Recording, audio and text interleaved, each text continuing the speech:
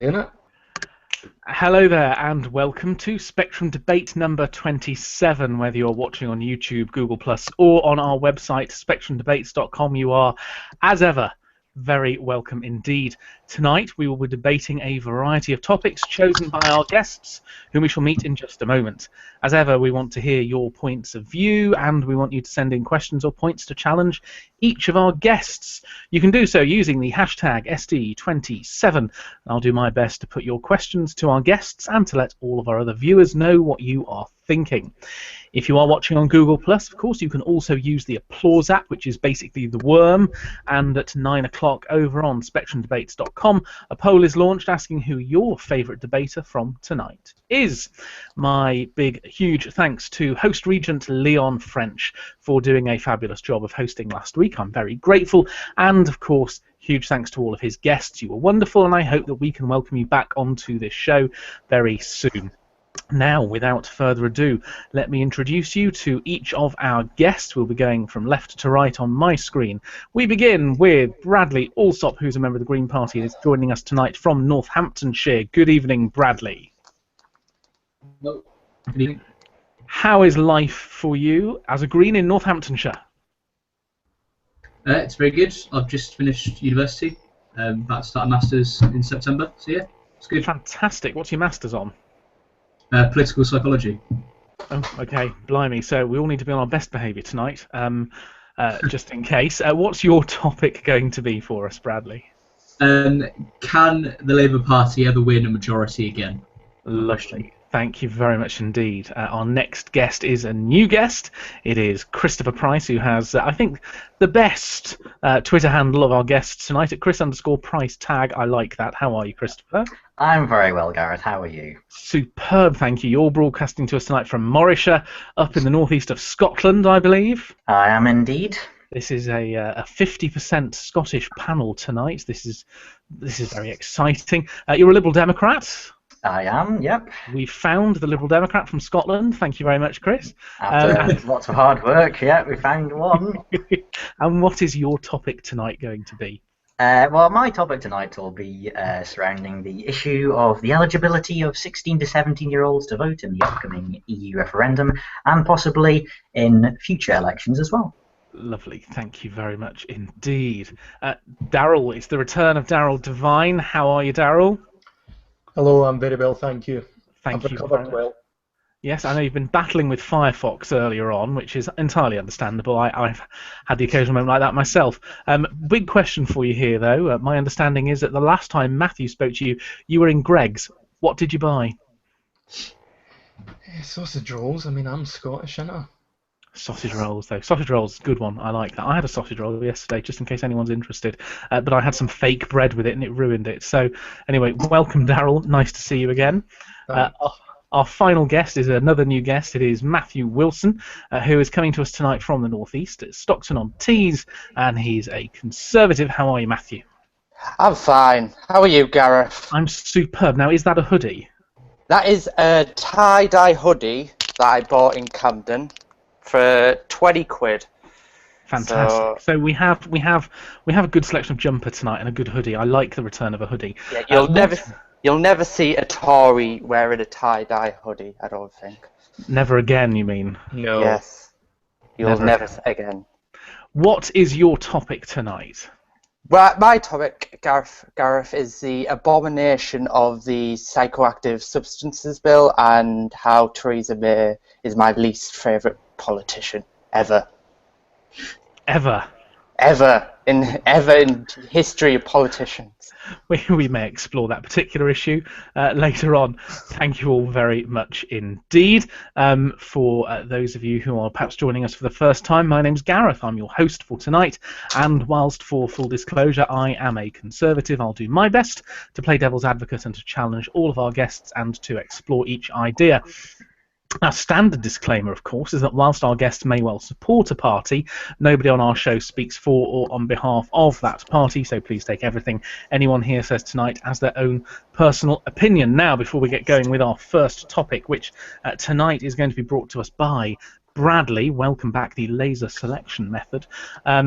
It's some of the news. Now, this last decade has seen a resurgence in things which were very popular in the 1970s but died out in the 1980s. We've seen the return of Doctor Who, Come Dancing reformatted as Strictly Come Dancing, series like Life on Mars, which celebrate all those things people remember from the 1970s, such as brown cars, police brutality and rampant sexism. So, in the desperate effort to appear relevant, Labour activists have fallen in love with Jeremy Corbyn's leadership effort. After all, the militant tendency was so electorally successful for them. On the other hand, Conservative MP Zach Goldsmith announced he would like to stand for London Mayor. Having only just been re-elected by his constituents, he is seeking their support before he does so.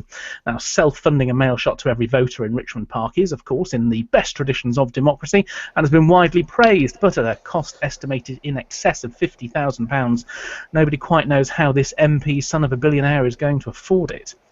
Meanwhile, the Liberal Democrats would like to remind everyone that they are also having a leadership contest, and UKIP's sole MP Douglas Carswell is still annoyed that his party isn't having one. Not that he wanted to be leader, of course. Oh no, no sirree, absolutely not. Speaking of UKIP, of course, fighting broke out in parts of eastern Ukraine as thinly veiled Russian forces broke the ceasefire negotiated in Minsk and attacked Ukrainian troops in Donetsk. Ukrainian and EU officials described it as unwarranted aggression. Meanwhile, Nigel Farage claimed that Jean-Claude Juncker had said something unpleasant about Vladimir Putin's mum, so of course it was all to be expected. If you'd like to appear on our panel here next week, please get in touch. We have several people lined up already, but of course there's always space for more. Now, our first topic is going to be introduced tonight by Bradley. So I'm handing over Bradley. Off you go. Yeah, so I wanted to talk about Labour. After what was supposed to be a close election ended up being pretty disastrous for Labour. What I really wanted to get an opinion of is what Labour need to do to win a majority, and if it's possible. I personally feel like the reason they lost had less to do with where they positioned themselves on the spectrum and more to do with lacking a clear narrative. They didn't really tell a story. As much as I don't like it, at least the Conservatives had a clear narrative. It was a simple story and they sold it quite effectively. I might disagree with it, but it at least convinced enough to give them a majority. And I think Labour's problem was that they simply didn't have a story to tell. If you ask them simply, kind of what do you stand for specifically, they weren't able to give that. So I guess, yeah, that's why I feel like they were decimated in the election. And I guess the question is, in light of potential boundary changes that the Tories want to bring in, and they're clearly pressing their majority advantage with certain policies they want to bring forward around laws on tax rises, a consensus across the spectrum on a commitment to surpluses. Can Labour do anything to combat that? Do they have a chance in the next 5 years of getting a majority? Thank you very much indeed. Now, of course, nobody on this panel tonight is a supporter of the Labour Party. If you have any particular views at home, I hear Scottish accent cries of what a shame. If you have any views at home about whether or not Labour can actually win a majority again, do tweet us using the hashtag SD27, and we want to hear them. Daryl, you said it was a shame that they might not win a majority again. Why is it a shame? Surely they are a party with a proud tradition that represent a whole strata of British society.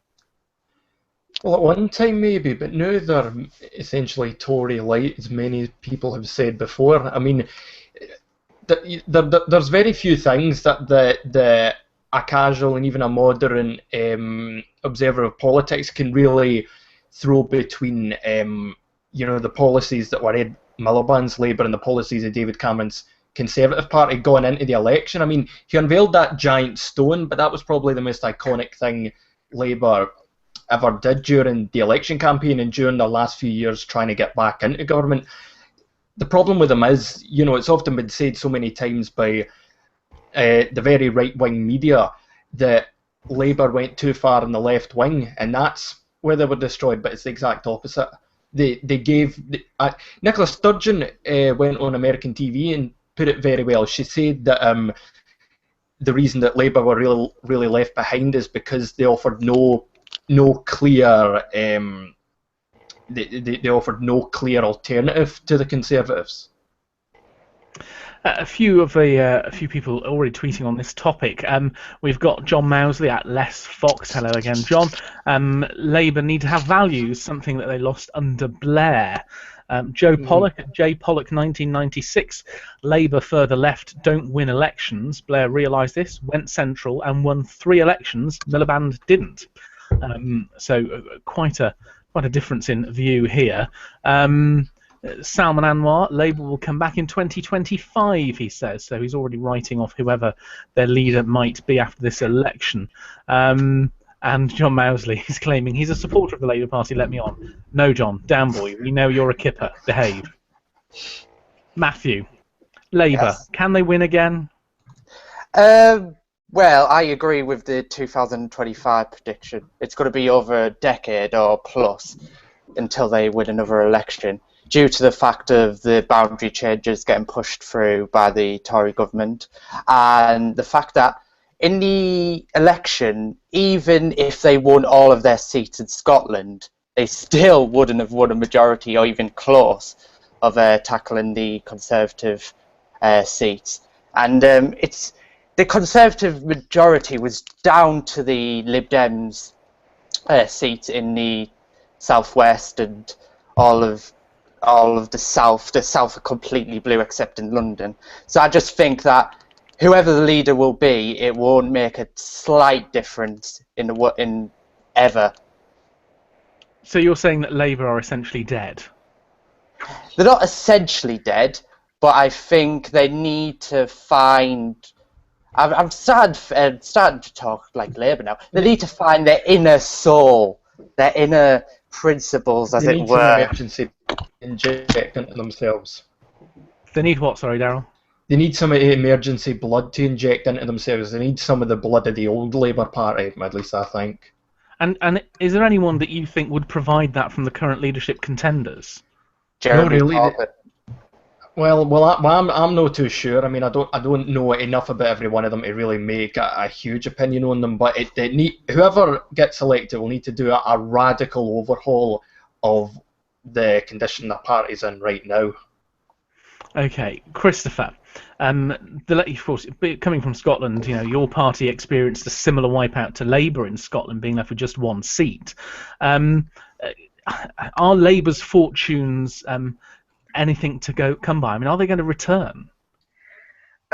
Well, as you say, as living in Scotland, I think it's definitely an area that Labour need to address. And obviously, the SNP is going to prove a very obdurate opponent in the years to come.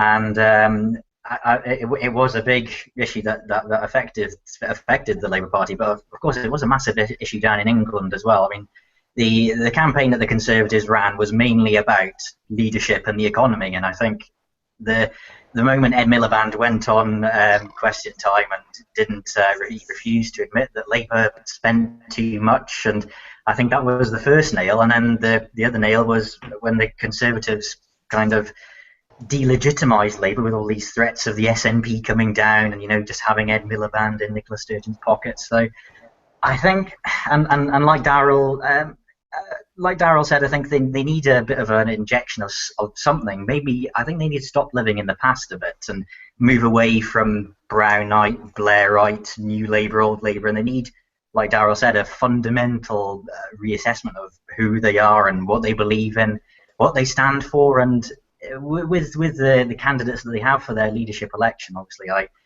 I've got no real preference, but I think they need someone who has new ideas and new policies that fit Labour's values and the priorities of the people, which I think is something that Labour didn't get right. They didn't come up with ideas and campaigns that matched the priorities of the people, and I think that's something they need to address. There are a few people on Twitter who are agreeing with exactly what you've just said there. So, for example, Adam Hawkes, at the Adam Hawkes, welcome back, Adam. Labour had a clear narrative. It was down with the elite and back to communism, although he says he may be slightly biased on this one. where else are we? Chris G at Chris G0000. Labour can win a majority again. Just needs the public to grow weary of the Tories in government and aim for rather more than 35% of the electorate. A confused ninja, Ian. This is at a confused ninja. Hello again. Opinion poll-driven policies can lead to a confused message. Chris G. Sorry, another Chris at all riff, no raft. Labour need to elect a leader the party can get behind, then focus on being an effective opposition. Walk before you can run. And there's quite some disagreement here, particularly from Conservatives, at the suggestion that Darrell made about them being Labour being Conservative light. So Salman Anwar says, rent controls not balancing the books. They were practically Tories, weren't they? That's a bit of sarcasm there. Bradley Booth agrees with you, however, Darrell. Says, what's the point in voting for a light version of the Tories if you can go full Tory, and so on. Bradley. I just wanted to pick up on the point about Ed Miliband denying Labour spent too much during their time. I think it was a mistake for him to say that, but not because he was wrong. He was right. But the problem was that Labour spent the last 5 years not really addressing that issue at all. So for him to turn around in the middle of an election and all of a sudden say, oh, look, we didn't spend too much, it was obviously going to confuse voters. It was obviously going to make him look weak. What Labour needed to have done right off the bat was start to explain, no, you look, the financial crisis is what caused the recession. It was nothing to do with spending. In terms of historic precedent, spending wasn't that bad. Deficit wasn't that bad.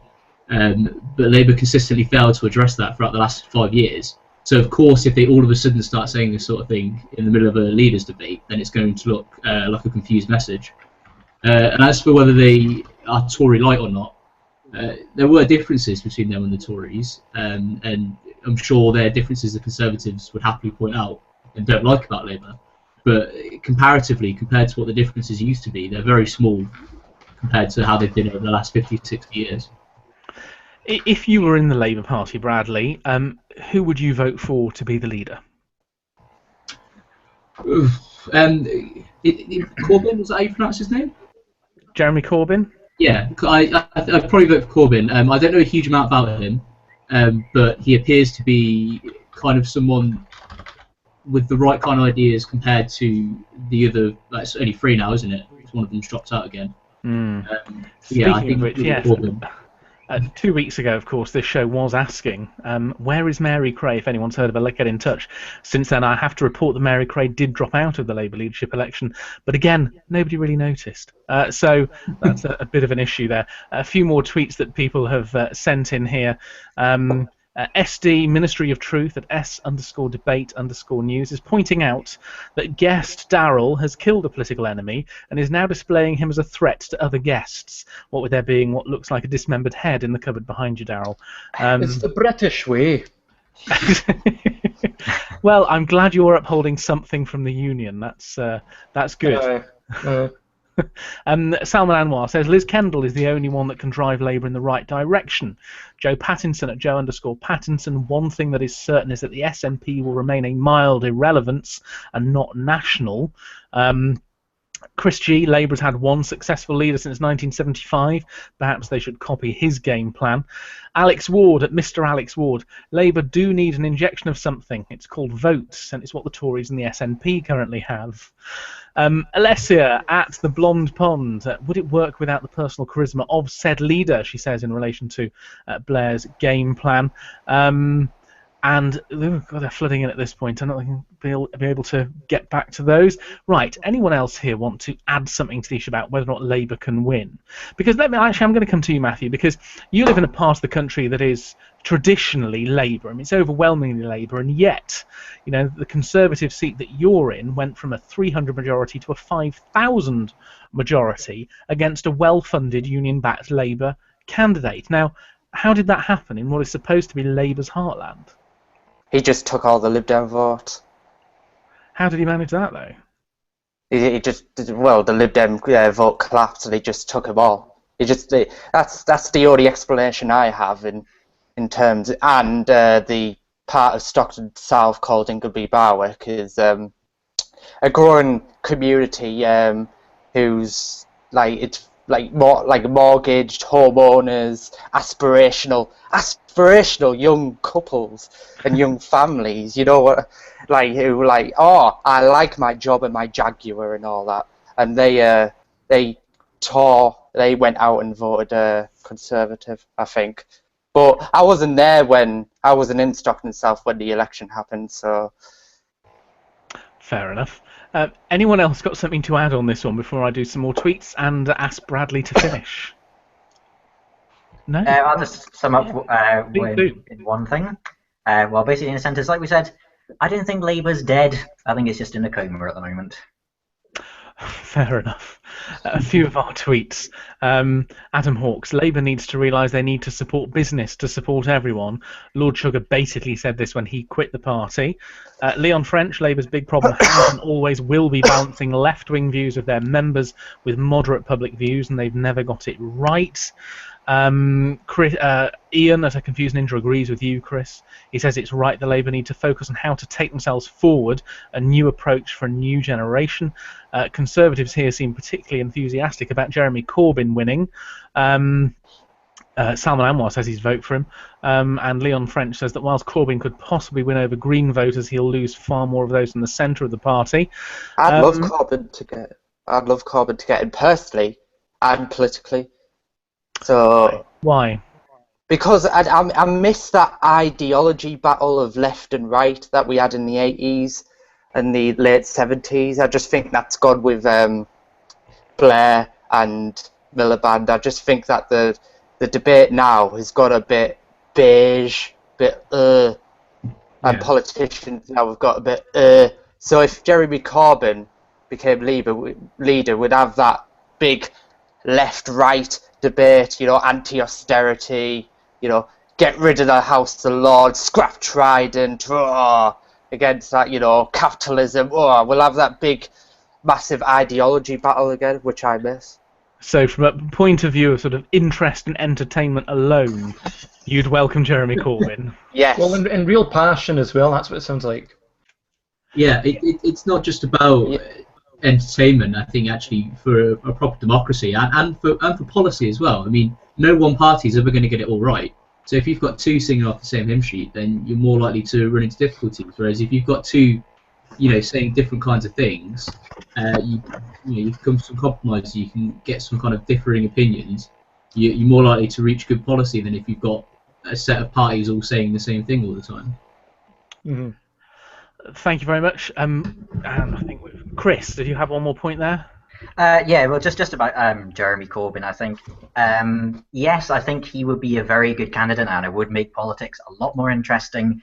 And going back to the 80s and 70s, but one thing I would keep in mind is that I think Ed Miliband, during his campaign, did try to create a them and us kind of ideal, and I don't think that's what the British people really are worrying about at the moment. So yes, I agree it would make politics very interesting, but I would just be a bit careful of what Labour are wanting as well. Thank you very much. Final tweets before Bradley has his final word on this one. Dale Taylor at Dale_Taylor. Labour need to acknowledge that the EU works against working people, especially those who run small businesses. Chris G, bad news for Labour is the SNP can always outspend them. Labour has a slim chance of winning. The SNP, no chance of winning, presuming means the actual full election. Joseph at Joseph D. Cassidy, in a debate on here with Salman Anwar, talks about balancing the books and says it's a partisan and inaccurate assessment of Labour policy, that borrowing is a critical part of the capitalist system, and Labour was clearly proposing more modest spending reductions and growth to reduce the deficit, both of which work. So there we are. Thank you all. Oh, and John Mousley, no longer left versus right, and there's now libertarian versus authoritarian. And Liam Bones, we didn't expect to win Stockton South or Berwick upon Tweed on election day. Right, so there we are. Final comments from you then, Bradley. Yeah, I think for me, obviously as a Green Party member and someone that identifies as a centre-left, I'd love it if Labour took a more left-wing position. And I think, to be fair to them, there were elements of that under Miliband, but the problem they had was that it was all too scattered and it was all too piecemeal. Like I said at the start, there was no kind of unified narrative behind it. So I think, ideally for me, I'd love them to go left, but whichever way they go, it needs to not be in a reactionary way. It needs to be after a serious conversation with the party and a serious story behind it. rather than just reactionary policies that don't really fit together. Lovely. Thank you very much indeed, Bradley. Thank you all very much indeed for your comments. I'll read a couple more out in a moment after we've identified using the laser selection method who our next guest will be. And the next topic is going to come from Christopher. Okay, so who's going to talk about 16, 17-year-olds having the vote? You've got 30 seconds to prepare yourself, Chris, as the final comments come through here. Leon French asks, does ordinary Joe public care about ideological debate? It's good for us politicos, but not practically useful. It will give them different points of views. So John Mousley says, effing communist. Not sure who that's to. It could be most of you. Chris G. Jeremy Corbyn will be traditional left versus traditional right with the traditional results. Chris at all, if no Raf, sure we'd have a big ideological battle, but present socialism to the electorate and the majority will oppose it. And his source for this, he says, is history. Okay, right, Christopher, your topic. Off you go. Okay, so 16 and 17-year-olds, should they have the right to vote in the upcoming European election? And of course, Europe is a topic that has been well trodden in recent times. So personally, I am of the view that they should be able to vote, because I think they live in our country, it's their country, they should have the right to vote. And I think it would certainly help people, younger people certainly, get a lot more involved in politics. You know, the amount of people I've heard say in school they don't teach you enough about life, they don't teach you enough about banking, they don't teach you enough about mortgages, they don't teach you enough about politics. Getting into politics is a very good way of, getting life skills and learning and preparing for all the challenges ahead. So I believe it should be. So the question I'd like to pose to everyone else is, do they think that they should be able to vote? Lovely, thank you very much indeed, Chris. So let us know what you think. Should they have the right to vote in it? Adam Hawkes says giving 16, 17-year-olds the vote on this is dangerous. Do they understand the EU, or are they just going to be going by media scaremongering? And where are we? And that's all we've got there so far. Leon French says everyone made quite good points on that one to do with Labour, so well done. Thank you, Leon. Right, so who'd like to tell us something about this? What do you think about 16 and 17-year-olds getting the vote? Darryl, you had it in Scotland for the independence referendum. Should we have it for the EU referendum? Well, absolutely. It's not as though it's going to destroy the world. I mean, to use the argument that 16 and 17-year-olds are especially uninformed is completely false. There's many of them who would be uninformed and might make the wrong decision. There's plenty of them who make perfectly reasonable decisions and opinions based in the EU, and there's plenty of them who just wouldn't bother at all. As the majority of them, I would probably suppose they wouldn't. I mean, I don't really want to pull a percentage out, but I see if they were given the vote, unless they were really spurred on like what they were with the Scottish referendum, then I see a relatively low turnout if 16, 17 were allowed. But it's not as though it's going to create such a game changer or be such a dangerous event should it actually happen. I think it should happen, and I know Matthew had a few things to say about this. Okay, well, let's go to Matthew then. Are you trying to get me involved here? I take a really radical view in this. Not only do I agree with 16 and 17-year-olds getting a vote, I agree with the abolishment of the voting age. Okay, well, that's quite an interesting one. So, a 2-year-old could go and vote in an election? Well, a 2-year-old can vote in the election because they probably can't say their address and they can't grasp a pencil in the ballot box, in the voting booth. So I don't think generalisation. That's very generalising. But I have to say, I mean, my 3-year-old niece is very intelligent, and she can certainly say the first line of her address, her name, and she can write an X. Should she have the vote? Well, if she has a really democratic view, then she should have a vote because she is directly getting involved in public services like primary school. So I think if she has a democratic view, she should have a vote. Okay, no, but are you now adding in another test and saying actually anyone can have the vote at any age if they've got an actual belief in something? No, Well, I just so think basically, so really, it doesn't really matter in your case whether or not she's got a view about anything. You're just saying she should have the vote if she can draw an X. yes. If you are a UK citizen, you should be. The government should not have a barrier and should not get involved in democracy. Okay. Democracy is for each and every UK citizen. Would it really destroy that much? There'd be like 10. Like, to be fair to Matthew, there'd be like 10 ballot papers that would, that would be ruined. I think the rest of them,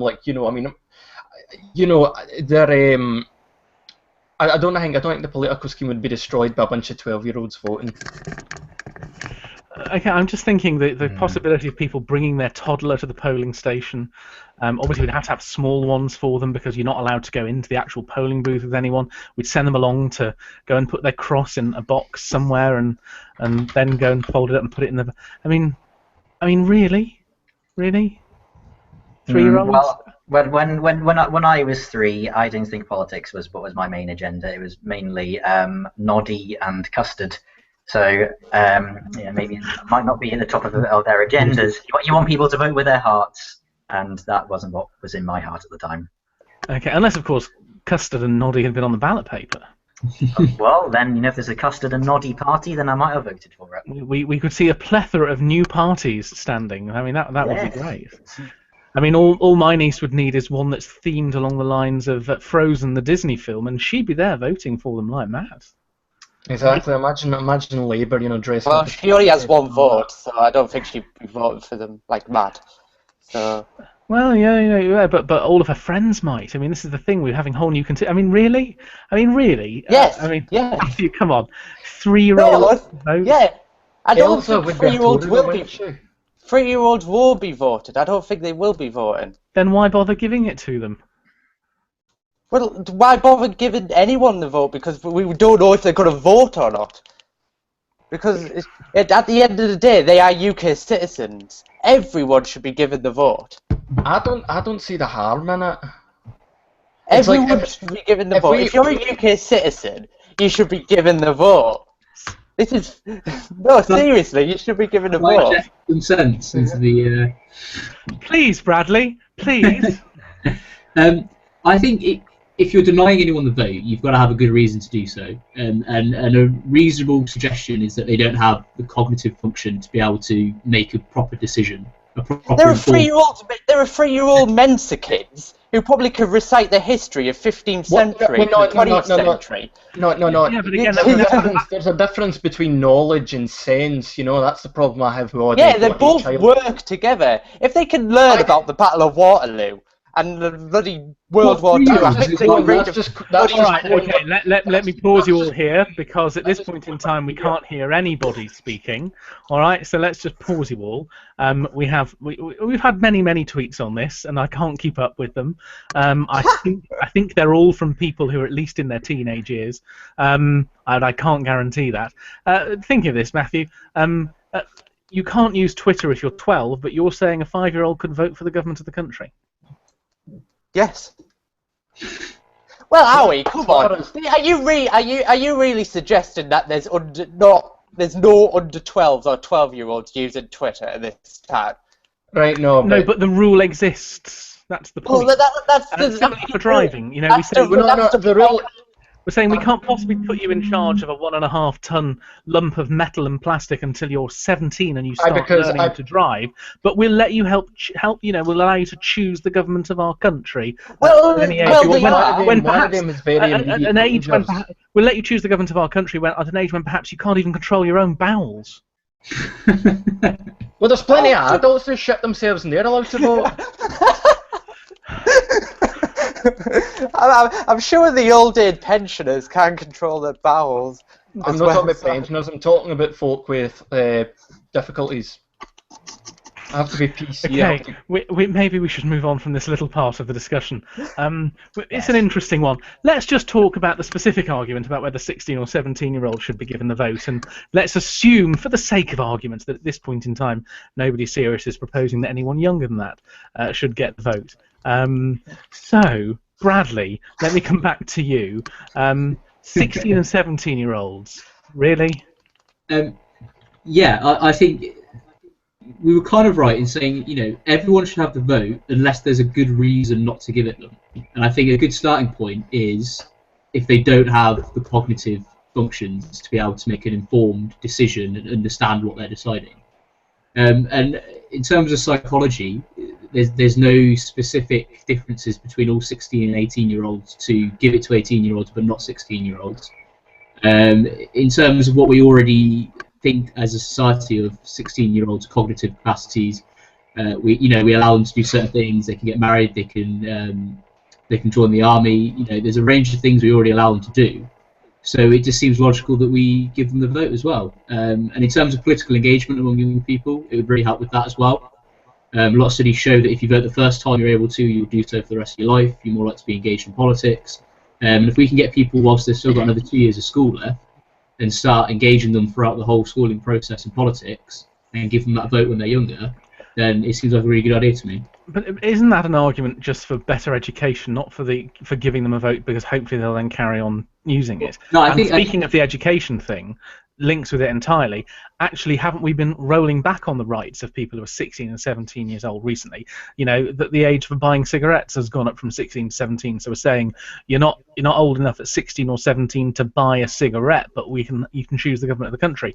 We're saying at 16 and 17 you can't leave education and go and find work. You have to stay in some form of education or training until the age of 18. We've actually been going in the opposite direction to the one that you've been describing. Yeah, and I disagree with those moves. I don't think the age should have been built for those. Yeah, but they are happening. So, I mean, the situation is happening where these things are going up towards 18. So why would we bring perhaps the most important one down to 16? Well, maybe as a society that's not what we agree with, but me on a personal level, I wouldn't agree with putting those things up in the first place. I would have kept them at 16, and that's why I think voting should be down at 16 as well. And I also think specifically with the European referendum, it's a really good chance, like we saw with the Scottish independence referendum, it's a really good chance to engage with people now. Let's lower the voting age to 16 for a really big, important referendum, and then we can hopefully build on that and have a generation of young people that are actually engaged as well. Okay, Christopher, what's your view? Well, yeah. What you've heard so far? Oh well, yeah, sure. I can. There's a big list, but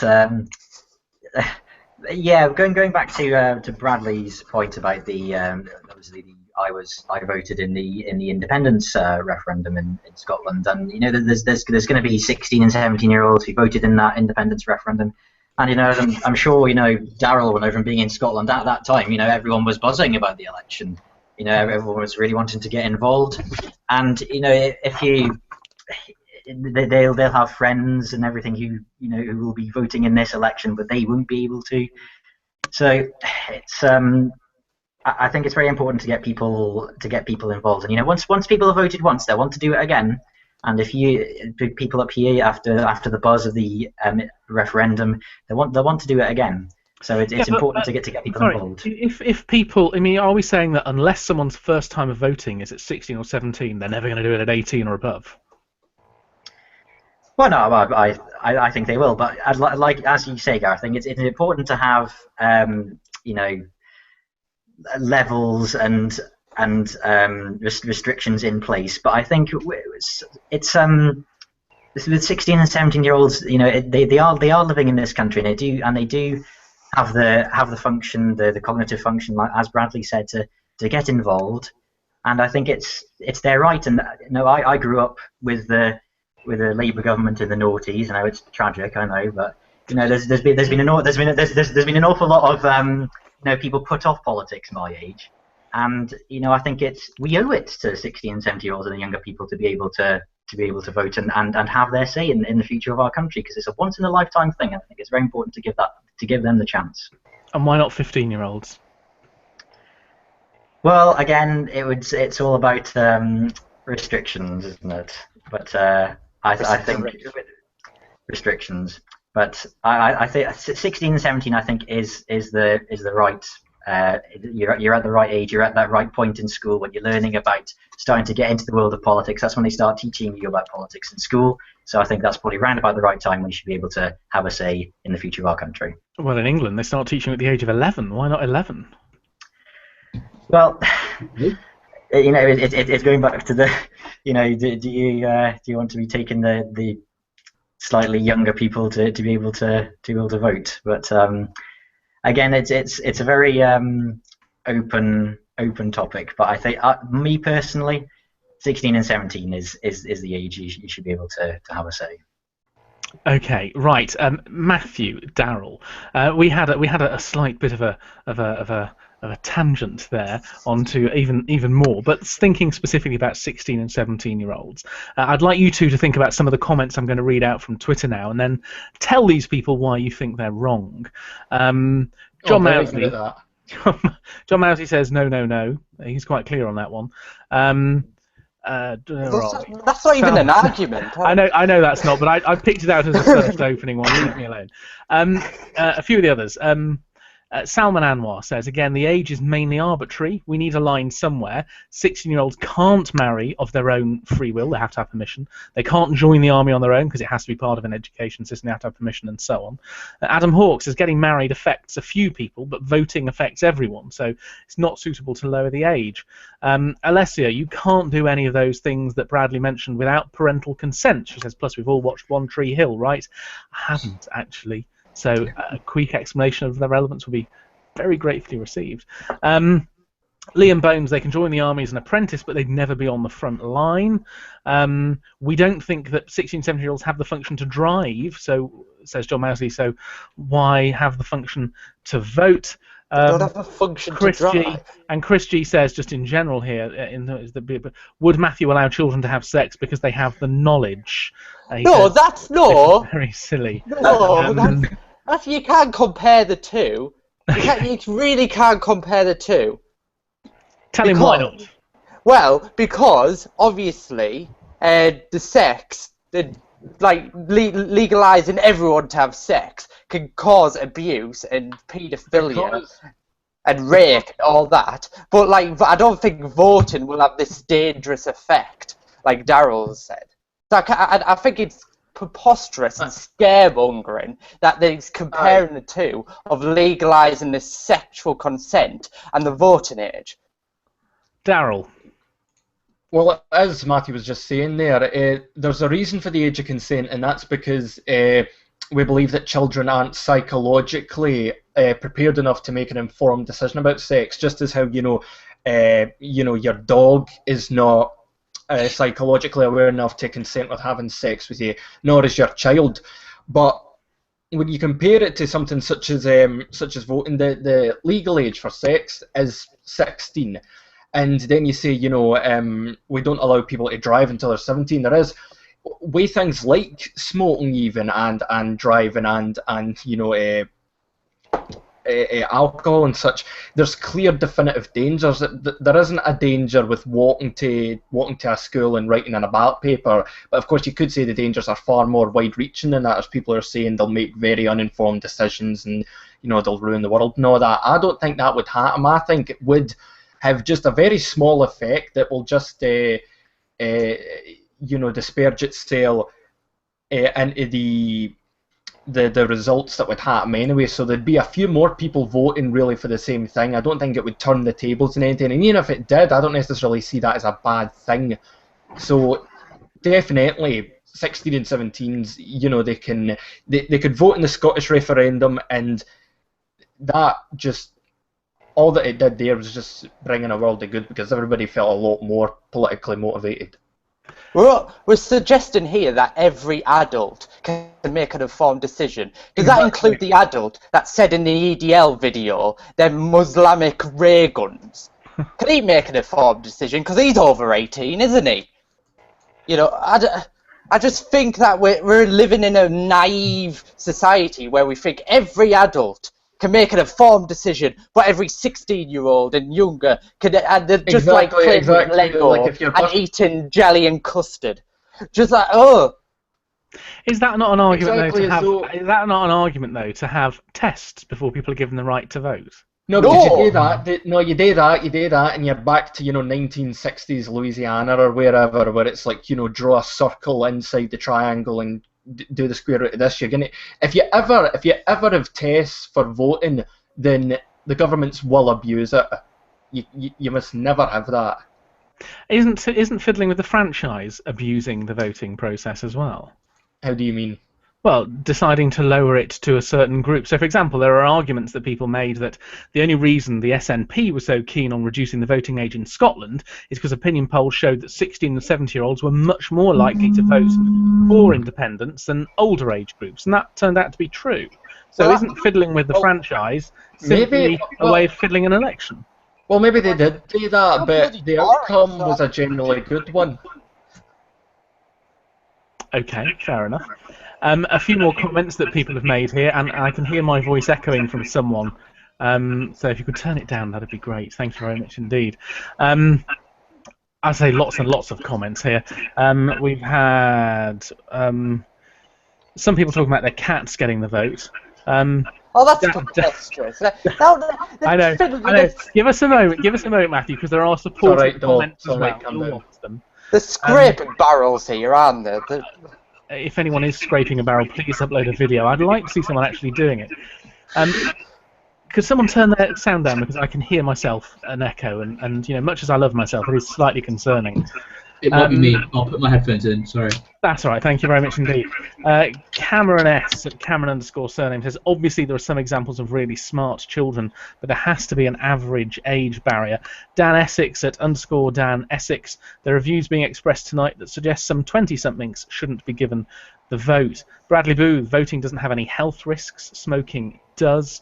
Nathaniel Higgins at Nath GGNS, getting people engaged in politics at a younger age is a priority, and 2 years of new eligible voters won't change the result. There was another comment here from someone I wanted to read out. Where are we? Oh yes. This is it. From Joseph Hudson Small at Joe Hudson Small. He makes the point that maybe not from birth, but a lower age like 12 could work if people aged 12 to 16 or 18 could take some form of test in order to vote. He then says you can't argue that changing the franchise is fiddling with an election without accepting that the existing franchise does the same. The argument, says Marsman at Marsman Talk, the argument for it is that currently you could be 22 before getting the vote in a general election. And Bradley Booth, I joined the party at 16, but I couldn't vote for them. And so lots and lots and lots of people tweeting about this one. Thank you very much. Any final comments from people on the panel before we move on? Yeah, I think, like I said before, there's got to be a reason why not to do it. I think that's the way we've got to work. Everyone should get the vote unless there's a good reason for them not to have it. And for me, there's no good psychological argument for not giving 16-year-olds the vote if you're giving it to 18-year-olds. In terms of whether we give it to 14 or 15-year-olds, I'd be prepared to consider that. But there's always going to be an arbitrary cut-off point somewhere. But I think as far as I'm aware, from all the psychology behind it, there's no good reason not to give it to 16-year-olds. So at least let's lower it for another two years, and give another 2 years worth of people the chance to vote and a more representative democracy, because currently they're being denied that for no good reason. Thank you very much, Darryl. Anything to add? Not really, no. Matthew, anything to add before I ask Chris to close? No. Fair enough. Christopher, your final words. Well, I'd like to thank everyone for a very colourful debate on that issue, and thank you for everyone who tweeted in. Thank you. But yes, it's a very emotive topic, but I think it's more about making sure that people have the right, most importantly, whether they do or whether they don't. But I think it can only be a good thing in helping people get more politically involved in this EU referendum and maybe in elections in the future, and maybe help get the Liberal Democrat vote up a little bit, but that's another issue for another time, so there we go. Because as we know, the Liberal Democrats are loved and trusted by students everywhere these days. Oh, yes, we are. Mm-hmm. Okay, let's move on. Our next topic will be coming from the randomly selected Matthew. Hey! So, the Psychoactive Substances Bill, which is getting through Parliament and proposed by our lovely holder of civil liberties, Theresa May, is quite possibly one of the worst bills I have ever read. The offence of this bill is anyone who supplies, sells, imports, or exports psychoactive substances is that's an offence. And what they've done is they've defined psychoactive substance in the bill as a substance which is capable of producing a psychoactive effect in a person who consumes it and is not an exempt substance. I'll be coming to the exceptions later on. Right, and now they've defined psychoactive as a substance produces a psychoactive effect in a person if they are stimulating or depressing the person's central nervous system. It affects the person's mental functioning or emotional state. Right, anyone with a C in GCSE science who sits down and thinks about this can easily say that anything we eat, drink, or consume has a psychoactive substance. From your favourite food, which does a stimulating effect, to your least favourite food, which has a depression effect in your brain. But thank you, Theresa May, for bringing an exception to it. The exceptions are food, tea, alcohol, medicine, and tobacco, and I think that's it. So, if I'm right, tea. If we're drinking a cup of tea, that's a psychoactive substance. We're only drinking this tea due to a legal exception. I don't want to be living in a country where I'm drinking tea or eating a chocolate bar due to a legal exception. That doesn't fit right with me. So, and another thing, if tea wasn't involved in the legal exception, we would see Twinings as a drug cartel. Can you imagine that? Twinings as a drug cartel. Isn't Starbucks then? Because coffee's not there. It's tea and coffee. It's food and drink. So coffee would be involved in. Oh, thank goodness for that. Oh, thank you, Theresa May. Another thing is what they haven't put in the bill is, I think it's petrol stations. They sell petrol to consumers, filling up the tank, and you're consuming that by taking in the fumes from petrol. That gives up a psychoactive substance. So that's not even in the bill as an exception. So basically, petrol stations are going to be outlawed by this bill. The petrol stations are outlawed by this bill. This is the worst bill I have ever read since the Dangerous Dogs Act. And I just think it's just truly horrible and just dangerous. And basically, Theresa May is banning everything in this entire country. Which is the sound of that is definitely leading the groundwork for it, because I know there's people who are saying, no, she's not going to ban, flowers and petrol stations, but that's why I say that you can't have a voter test to any accord, even if it starts off reasonable. It gives the government opportunity to delve in deep and do something really dangerous. And that's how you can't have any of these kind of bills, which this is pretty overt already, and just imagine where this bill and ones like it could lead to. So it's definitely not a good thing. Well, I was reading an interesting bit on this by a lawyer, and he was saying that actually it's kind of been done in the opposite way to how we usually do things in this country. Usually, unless the law specifically states we can't do something, we can do it. Whereas this is kind of doing it the opposite way around. It's saying you can't do any of these things, you can't consume any of these things or sell them unless we say you can. So it's kind of flipped our legal precedent on its head. And yeah, you're right. It's stupid. It's a stupid proposal. I think she probably must realise that at this point. She's had a lot of negative press about it. She's had a lot of people say, this is ridiculous. I would imagine this will either be quietly dropped or substantially changed at some point soon. And can I just say one thing? Alcohol and tobacco, they're just completely great for you, aren't they? I'm just going to say that. Okay. A few of the tweets that we've had so far. Elliot Smith at Elliot Smith and Liam Bones at Liam Bones are both rushing to the defence of Theresa May. And there has been a proposal to outlaw you, Matthew. Henry at Henry_Fold says he got a D in all sciences at GCSE, and even he knows this is wrong.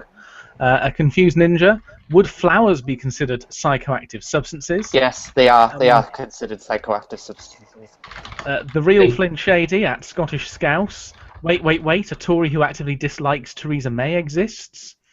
Adam Hawkes, case law is always needed to fine-tune legislation. Give it time and the judges will draw up the lines of legality. John Mousley points out this is the division that he mentioned before between authoritarianism and libertarianism. Salman Anwar, Matthew, please, you know that's not what's going to happen, so stop.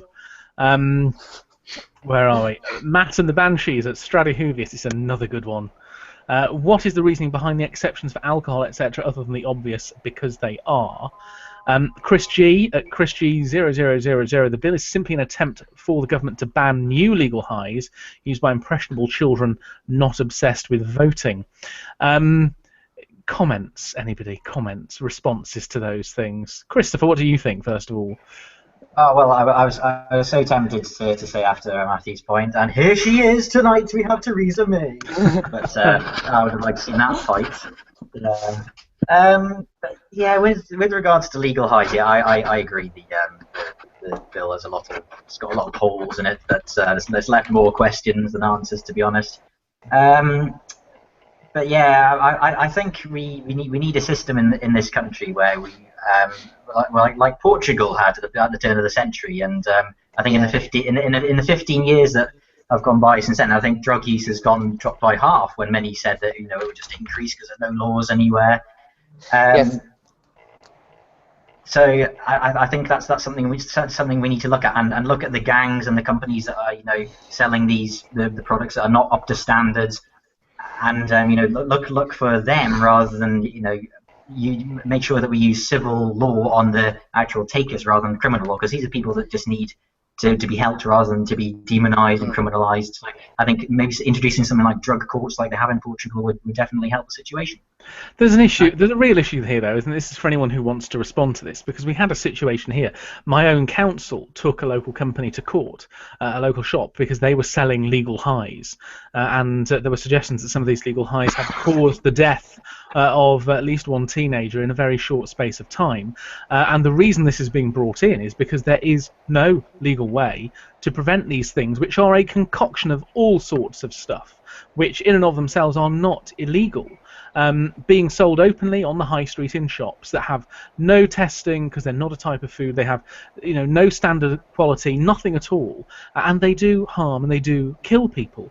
And isn't it right that the government says these are things that happen? And by the way, this all went right way through to a very superior court. I think it was the High Court at least, and the High Court said actually their judgment was along the lines of, we agree that this is a problem and we agree there should be a way of sorting this out, but there is currently no law on it. So we can't stop them selling this stuff, even though it's killing people. Is that not a real reason to do something about it?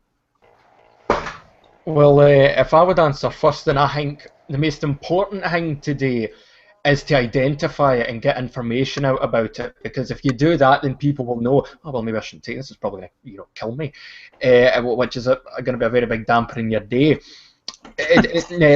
You can't. It's very. It's the reason that prohibition itself has just failed. The war on drugs has failed because people who want to get stuff that is, very, very bad for you, like heroin and crack cocaine and that, they can still get it and they're still going to want to get it. It's just about educating them, and as well, it ties into my belief that a lot of the more milder drugs, such as cannabis, should be completely legalized. Because I see if that is legal and regulated and out there in a safer manner, then people aren't going to go for these weird synthetic drugs or things they find in the nightclub and that. There's going to be a good option there that gives them a legitimately good option other than that.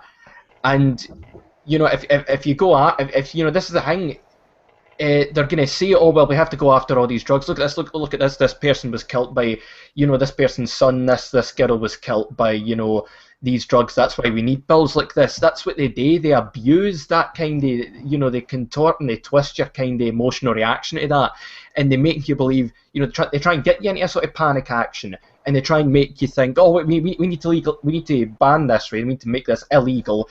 We need to get a bill for this immediately, and they're going to try and abuse that. So we need to be really careful about everything concerning that. Yeah, I agree. So just want to ask something, Daryl. In what way do you think that this bill would be abused? If let's say it were to pass in its current form, of course, there's someone on Twitter, a couple of people on Twitter pointed out it's unlikely that this would pass in its current form. But if it were to pass in its current form, in which way do you think it might actually be used inappropriately?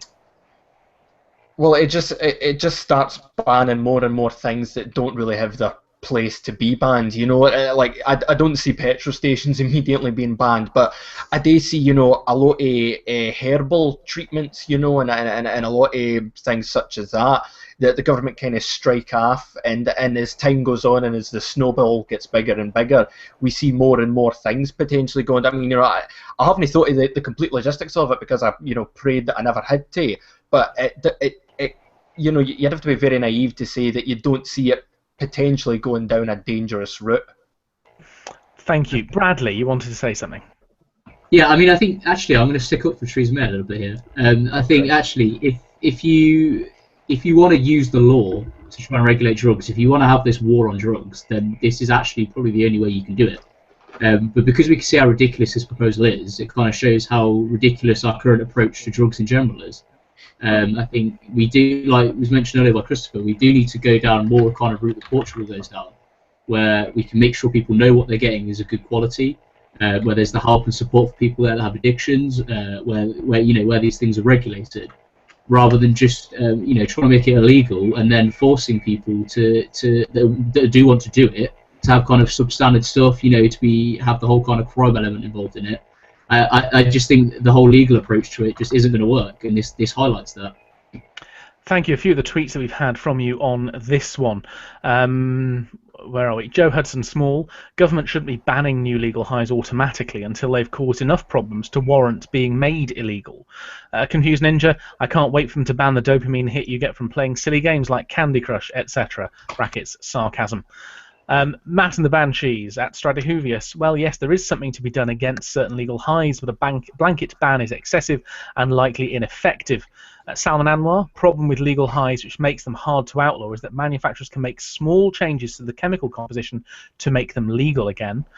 Lily Summers at Miss Lily Summers. Alcohol is the most dangerous drug in the world. Why is there an exception to that in the legal highs bill? Joe Darampel Hornby at Joe_DH. People are dying. There's a clear problem with legal highs, but the solution is regulation, not banning. Nathaniel Higgins, how is the UK capable of ignoring half the world that has a successful drugs policy? Leon French agrees with you, Daryl. I'm inclined to agree with you on what is essentially emotional blackmail, and he's suspicious of it. Chris G, Tesco can't sell food that doesn't meet government safety standards. Why does the panel think new drugs should be? Any more comments from anyone on those before I ask Matthew to close this one? That's a no then. So Matthew, time for you to close this topic. Well, I just think that this ban on legal highs will just be in a different direction where the government wants it to go. Let's just put in like sense. What the government is basically doing is giving all the control, all the regulation it can have with these legal highs, and passing it over to the criminal gangs, the drug dealers, and it'll just be more deaths will happen with these legal highs. A more better way would be regulating these legal highs, and if a bill was proposed to regulate these legal highs, then I would support this bill. But in terms of I'd agree with the other two, Christopher and Bradley, in terms of Portugal. I read somewhere that 3 in every 1 million people in Portugal die of a drug overdose, but over here 44 in every 1 million a million people die of drug overdose, and I just think that that's because it's criminalised. They can't like go anywhere. They can't go trade standards to go, is this high quality? And it'll be cut with rat poison and crap like that. So I just think that this war on drugs is becoming so stupid and like it's just, I just hate it basically. And that's all I can say. I just hate it. Thank you very much indeed. I think we picked up on that one. Thank you all very much for your comments. A few more here before I do. If anyone has any final challenge question you'd like me to put to our guests before we finish, tweet us now, and I shall do so, even if it's one of those wonderful little silly final things. Chris at All Riff No Raff, what of the paracetamol challenge? A perfectly legal drug used in a stupid way, and we're suggesting trusting people more. Money-based pyro every week. Fallout Firelord. I'm addicted to sniffing marker pens. Should they be banned too? In your case, probably yes, pyro. Benjamin, Theresa May needs to be put back in her illiberal box. That's at Screw Labour. Chairman Meow at Jack Hughes 666. The war on drugs was always going to fail. A rehabilitation program should replace the criminal approach. And Joe, I'm very pleased I got your name right. I can only do my best. Adam Hawke says that unless you study law, it's not quite as straightforward as it seems. Perhaps you should study it and then give me your opinions on how complex the bill is. The post-show poll is now up. Unfortunately, one of our guests who was supposed to be here is still on it. I shall try and remove him. So please do go to spectrumdebates.com and vote for who your favourite debater from tonight was. I bet he still wins. Leon French, how about a compromise? The bill is awful, yes, but hyperbole won't help your case. And Adam Hawkes, this debate has enforced why I detest people getting involved with legal issues. Okay, question for you then, panel. And you've got 20 seconds to answer these ones. The first question, we did answer this one before, Liam, but just in case, Liam, Bones, Daryl, Liam wants to know: do you actually have a head in the cabinet behind you? Yes, he did. He was my co-star in a short film production I did. Oh, what kind of film production is this, Daryl? I'm assuming one in which he didn't pay his co-star. No, he makes a much better ornament than an actor. Fair enough. We've all seen dramas on Channel 5. Okay, 20 seconds for it. Well, even once, I don't know. 20 seconds for each of you to answer these ones. This one's from Leon French. Do you think the coming EU referendum split in the Conservative Party will harm its chances in 2020? Christopher, 20 seconds to answer that. Yes, I think it will harm their chances. How much it will harm them, I do not know. But as we've seen in the past with John Major and the separation that he had in his party, if you don't have the right man in charge, or if you can't control it in the correct way, it can leave for a very barren period for a certain party in election time. So the Conservatives need to be very careful about it. Thank you. Bradley, will the EU referendum harm the Conservatives' chances in 2020? Compared to the mess Labour are in, I don't think so, to be honest. I think it's a small problem compared to what Labour will have. And it shouldn't do either, really. A party should be able to have disagreements and have internal debates. It shouldn't signal electoral problems. It's a sign of a healthy democracy. Thank you. Daryl, will it split the Conservatives and harm them in 2020? I'm not sure. Anything could happen. It's an unpredictable world. That's very true. Matthew? It will split the Conservatives, but it won't harm them in 2020 because of the lack of opposition we have at the moment and the quality of opposition we have. Okay, just a final one here at the moment. Does anyone have a view, again, 20 seconds, on TTIP being removed or sort of postponed from an EU Parliament debate? That one's come from John Mousley at Les Fox. Anyone have a view on the TTIP thing? It's a horrible, horrible thing. It needs to be stopped. Get rid of it as soon as possible. Ah, you're agreeing with UKIP. Yeah. How does that feel? Well, it's a Green Party policy as well. Actually, UKIP haven't been very vocal about it. They've hardly said anything like TTIP when they moan about the EU. So, yeah. But I guess I do agree with them on that. Yeah. Okay. Anyone else got a view on the TTIP thing? No. Here's the last one. You've got a yes or no for this one. This is from Elliot Smith, at Elliot Smith. I think it's from him. Yes. So, Matthew, is Robert Mugabe a nice chap? No, he isn't. Daryl. Not sure. Fair enough. It's always good to be on the fence for these things. That's just what I say when I don't know something. Christopher. No. And Bradley. Well, I've not met him, but from what I've heard, he doesn't seem like he's. I don't a nice think guy. anyone of us met him, Bradley. From what I've heard, he doesn't seem a nice guy. Okay, you heard it here first. Robert Mugabe is probably not very nice, although I heard he's good at Twister, so I have no idea. very flexible.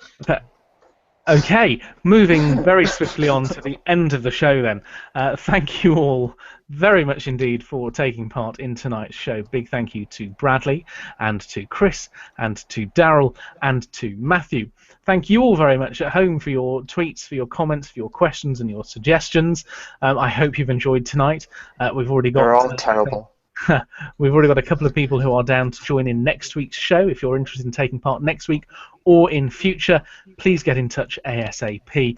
You're all very welcome to come on. In the meantime, thank you very much for your time. We hope you enjoy the rest of your Sunday evening. Good night and goodbye.